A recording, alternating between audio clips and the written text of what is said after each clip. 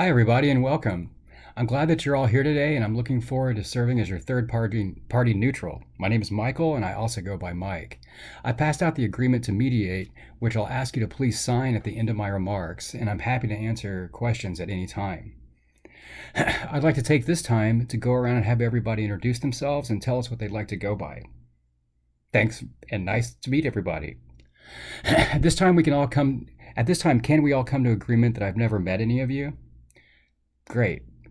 I mention this because I want to remind everyone of the unbiased nature of my role as a mediation process manager.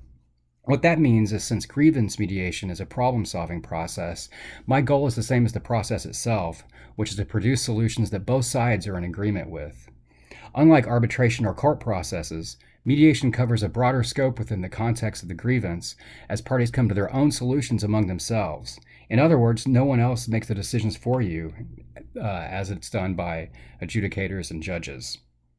As you may know, the process is entirely non-binding and informal, which means the session can be tailored to your needs as a disputant, and also all stages of the process are completely voluntary, meaning that it's entirely up to you whether you participate in any sharing of stories or information, or it's up to you whether or not you want to answer any questions that are asked, and whether or not you want to choose to formalize any agreement.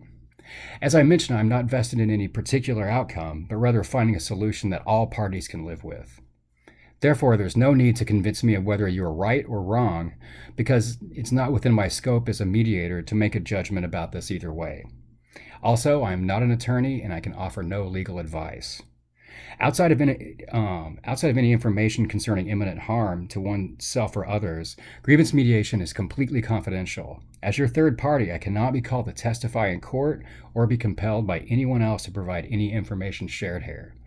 The process will begin with everyone having the opportunity to share what brought them here today, which will give both parties a better understanding of the other one's point of view, therefore maximizing the amount of information to generate an issue question, which is a question that could solve the problem if both parties were able to answer it.